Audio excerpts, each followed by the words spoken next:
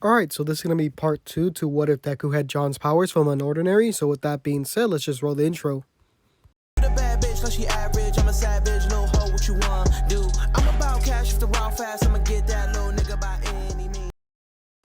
Alright, so before we start the what if, last time I asked you guys in the comments if the last video were to get 50 likes, I would make part 2. And I'm going to do the same thing for this video, but instead of 50, I'm going to try to shoot for 70 likes for this video. If we get 70 likes on this video, I'll make part 3 tomorrow. And yeah. So in the last part, we just got done with the kind of entry exam. So in this one, we're going over the quirk assessment as well as the heroes versus villains kind of test. Also, I got a few announcements, I guess. So the first one being that a lot of you guys do want me to review Unordinary for my thoughts on series. And second is that the third episode, I think it was the fourth episode of UI Year 1 should be coming out relatively soon. I still gotta think of the rest of the storyline, and yeah. So, I've been seeing some comments, and there was this one comment talking about how long John could have their powers, and it said around a week, and the reason why this person said that is because during the final chapters, he was using the same powers for a week or so. And that's not really true. Like, he didn't have them continuously for a week, because in each fight against the Royals, he used different powers against them. And the final fight where he had their similar powers back is because he saw them use them because they were involved in the fight. So it's not really a week, because in each fight he uses a different power. The first fight being against, let me see, I think it was Blake, the one with the hunter ability. He used that, and he didn't use that power ever. He used it against him, and then he didn't use that power until the final fight, because, that's when he saw him use it again. So he doesn't really hold on to the power for more than maybe a day, because he wasn't able to use things like barrier against the barrier user after the first time until he saw it again. So it's really difficult to say how long he has it for, but it's at least a day, if not a little bit more. So it isn't really much a week. It's, like I said, it's not like a week. It's a lot less. So yeah, I also wanted to ask you guys, should Deku be able to copy One for All at its peak, right? Because there hasn't been a power in Unordinary where the person stores up energy or anything like that. So it is difficult to say whether or not John could copy a power like that. And one other thing is, should Deku be able to copy Aizawa's nullification ability, since there isn't too much visual stimuli when it comes to that.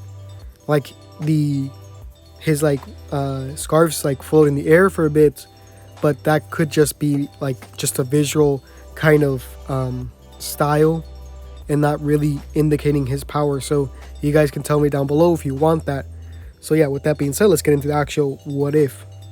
So we would start off on the first day of UA, and this is when Deku would walk through the room, and this is where he would see Ida talking to Bakugo and basically yelling at him for putting his feet on the table. So Deku doesn't really mind too much, and he tries to go and sit at his desk. This is when Ida would actually go up to him and talk about how he was a really good student for knowing that there was more than one kind of factor in terms of the test, because of how he was able to get hero points, right?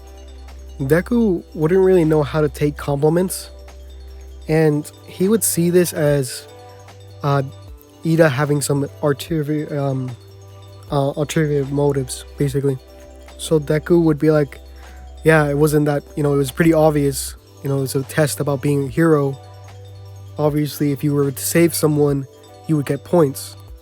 Ida would then realize what he was saying, the kind of logic that Deku was having, and he agreed with it. And he would be like, "You're right. I should have thought about that." And Deku would be like, "All right, stop. You don't have to praise me for this, right?"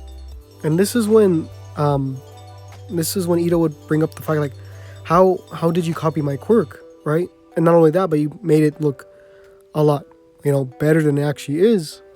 Well, Deku would be like, well, that's what you have to find out, because I'm not going to tell you, right? I know what you're trying to do. You're trying to get on my good side just because I have a powerful quirk. And Ito would be like, what are you talking about? That's not what I'm trying to do. I was honestly, praising you for what you did. And Deku would be like, yeah, right. I know what how quirk users act like. They're entitled and they're fake, right? And this is when Ito would be like, what are you talking about? You're a quirk user too. And Deku would be like, yeah, but I've seen how this power gets to people's head. That's why I've never used my power until now.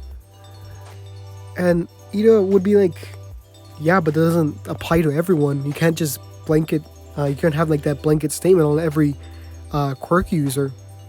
And this is when Deku would be like, trust me, I've seen enough to know how they act. And Bakugo's just looking at this conversation, like kind of shocked that Deku's talking like this, like this is how he felt for all those years.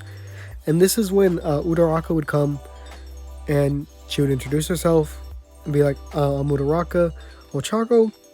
And basically she would thank Deku for saving her. And Deku would be like, you don't even know me, right? I didn't save you just because you were in danger. I saved you so I could get extra points. Alright? And I'm pretty sure you did the same thing from slapping me.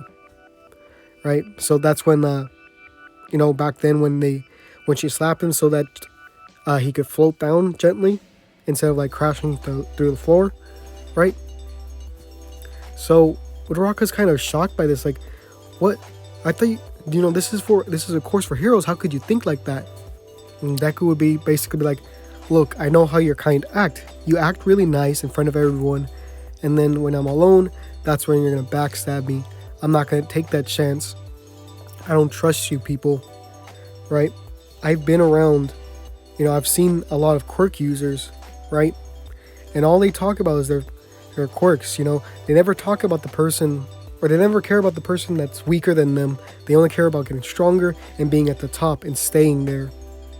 Then Uraraka would be like, well, that's not true. There are people that genuinely want to be heroes. And you can't that's unfair to say that they all want to, look down on people, right? And I didn't just slap you because I wanted points, because I didn't even know that was an option. I just did that because you were about to crash. And Deku would be like, well, I didn't need your help, right? I would have easily taken the damage and been fine with that. And before they could continue this conversation any longer, this is when Aizawa would come and break up the fight, as well as telling them that they're not going to go to orientation, but instead go to a kind of quirk assessment kind of thing. So he would tell everyone to get into their PU uniforms, or PE uniforms, and basically meet him in the field outside. So this is where he would explain how the kind of school system before UA basically made it where people weren't allowed to use their quirks, so they really haven't developed, or this is to show the difference between the kind of using your quirk and using without using your quirk and things like that. So this is when he would pick the kind of top student who did the best, which would be Deku, and tell him to basically throw the ball as far as he can without his quirk, and he did so. And we could say it was around 80 meters without any quirks. So then this is when Aizawa would tell him to use his quirk. So Deku tells Aizawa like, alright, so you want me to use my quirk to its fullest without any restrictions? And this is when Aizawa would be like, yes. So then Deku would be like, alright, can everyone show me their quirks real quick? And Aizawa would be like, what do you mean? And he would tell him that his quirk is aura manipulation, but the most effective way for it to be used is that I need to see someone's power and then I'm able to copy 4 powers, and amplify them. And this is when the entire class would be shocked, and Deku would just see their expressions and kind of grin to himself, thinking of like, wow, these people thought they were so much better than me, and then when they finally realize the difference in power, they all start panicking, right? So Aizawa would be like, huh, alright, everyone show him your quirk to him, right? So they would, and after this is when Deku would choose 4 different kind of quirks. Well, I guess he wouldn't need to have 3 quirks. He wouldn't pick 4, he would only pick 3. That being Soji's, which is the kind of dupla arms, I think it's called. I'm not sure the exact name. He would also pick Explosion, as well as Uraraka's quirk, I think it was called Zero Gravity. So he would pick those 3, and he would make the ball weightless, and then he would start, making multiple arms, and basically wind up his throw.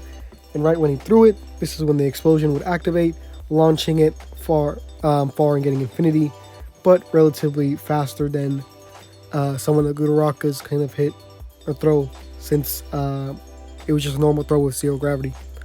So everyone would be amazed that he would get infinity, and this is when the rest of the class would go, and Uraraka would also get infinity. But people wouldn't really care too much, since it wasn't as flashy as Deku's.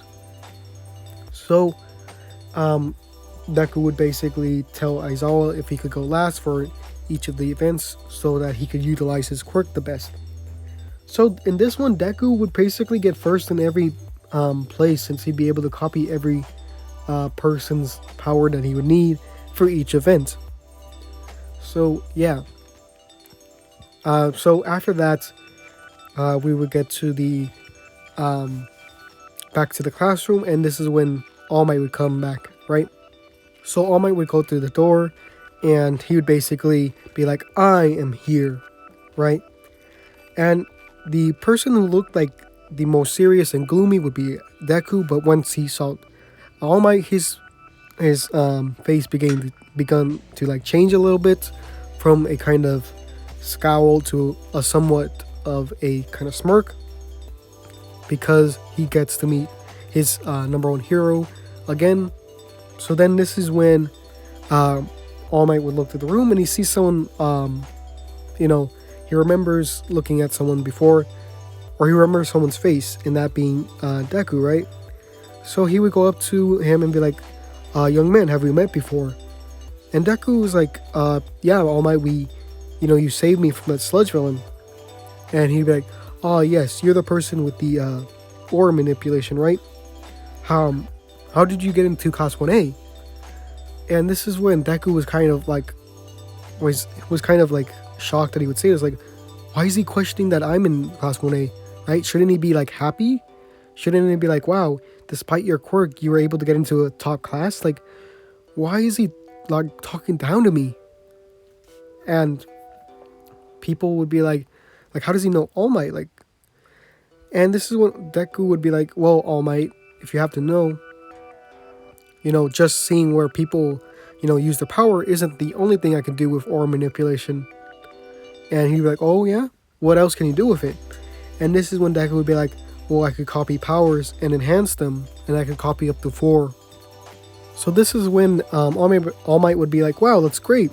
There's, it makes sense how you got into class 1A with that kind of power. And then he'd be like, well, anyways, we were going to do a combat kind of instruction, and that's going to be heroes versus villains. One team is going to be heroes, and the others are going to be villains. So everyone, we already got your designs for your costumes, so meet me outside once you got them on.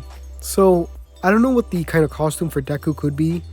It could be the same, just the same as it was in canon, since like All Might still his like hero and things like that. But we could change it if you guys want it to be like something different, but I don't know really. So yeah, this is the part where everyone will be outside and basically waiting for the instructions, right? So on the way there, I think someone like Kirishima would tell Deku and be like, wow, Midoriya, you have such a like cool quirk, right? You could basically be any type of hero you want. And this is when Deku would be like, wow, once people know I have a powerful quirk, they all of a sudden they're like nice to me, right?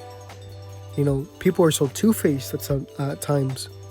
And this is when Deku would be like, I know what you're trying to do. You're just trying to like, you know, get on my good side just because I have a, you know, powerful quirk, you know. And this is when Kirishima would be like, what are you talking about? No, I'm not. You know, I don't know what's happened in your life, but that's not how the world works, right? Just because you have a powerful quirk doesn't mean I'm automatically your friend, right? Or trying to get on your good side. And Deku would be like, yeah, right. I know what you're trying to do, right? So this is when Kirishima like, you know, just forget about it, dude. It was just a compliment and you don't want to take it. So just leave it at that. So this is when Deku would be like, wow, he sounded kind of genuine with that, but, you know, I can't get distracted. I need to become the best so I could change how the society works, right? Because that's kind of his goal at this point. His goal is to become the number one hero so that he can make it a more better place for people who have weaker quirks as well as people with no quirks.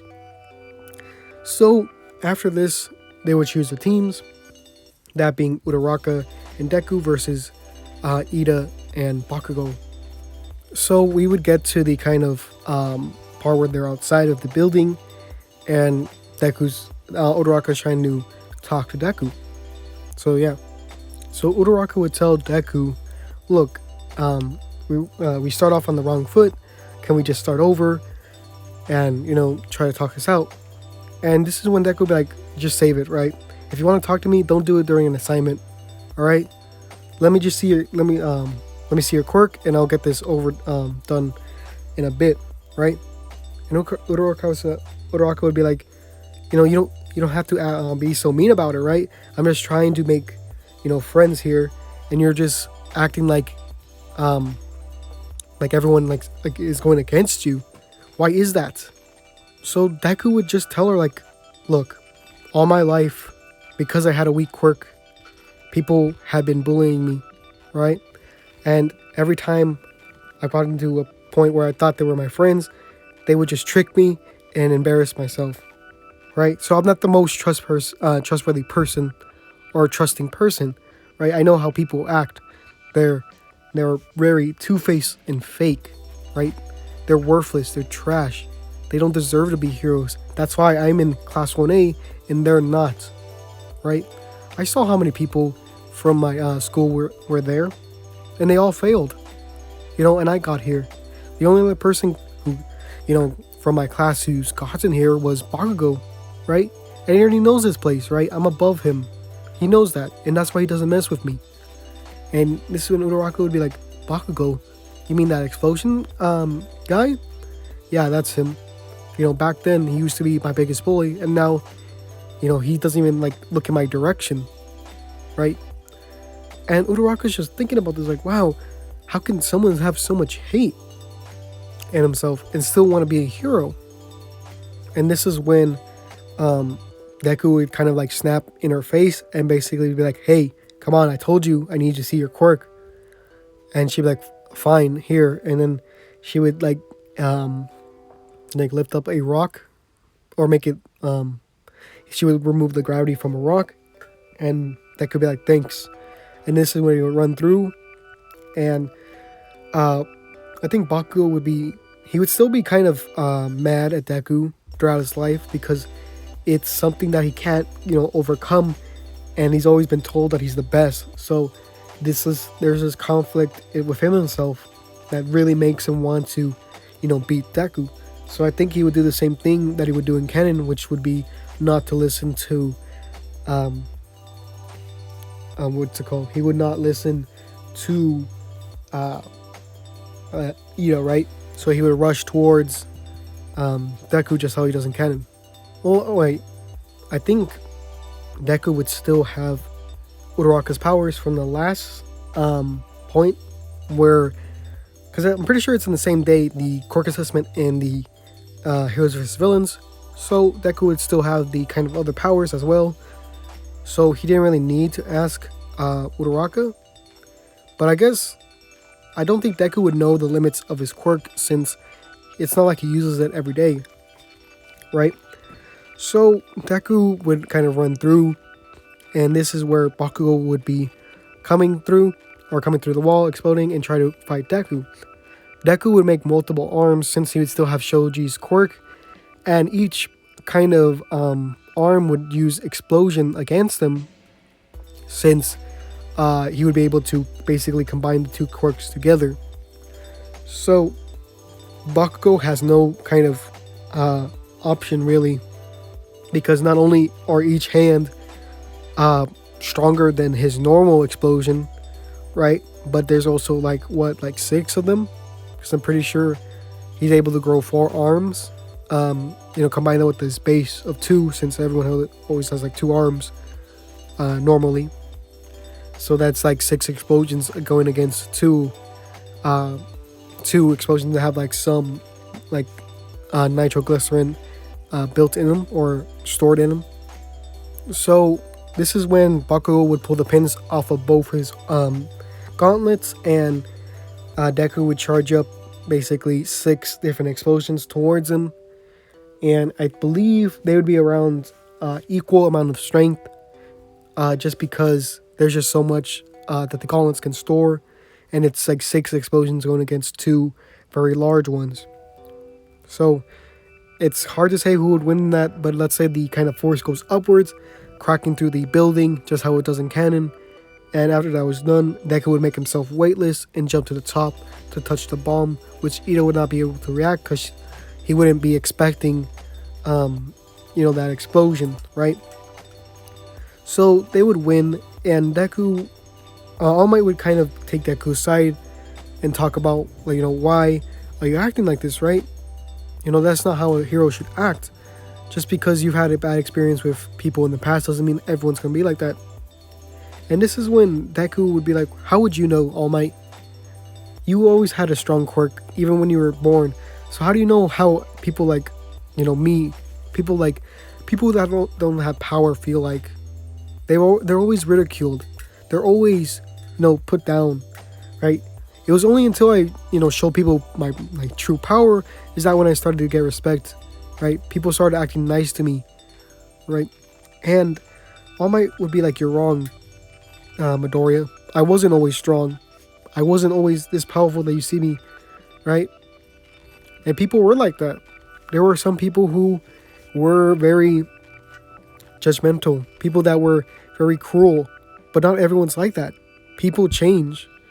Not everyone's going to be like that. And that could be like, whatever, and he would walk away. And, that's the kind of thing that he would say to him. So when we get to the kind of, to the, the class representative, I don't think everyone at this point would know how Deku acts. So a lot of them would be impressed by his power, as well as his ability to fight, Bakugo, and basically do it all by himself. So I think Deku would still get class representative, and this would just get him angry. He would basically be like, wow, these people don't even know me, and yet just because I have a strong quirk, they're already putting me on a pedestal. They're just so fake. They're so trash, right? And that's what he's thinking. And yeah, I'm going to end it here, right? In the next part, we'll go over the USJ and things like that. So if you want to, see the next parts tomorrow, then leave this video a like. And with that being said, this is going to be the end of the video. So yeah.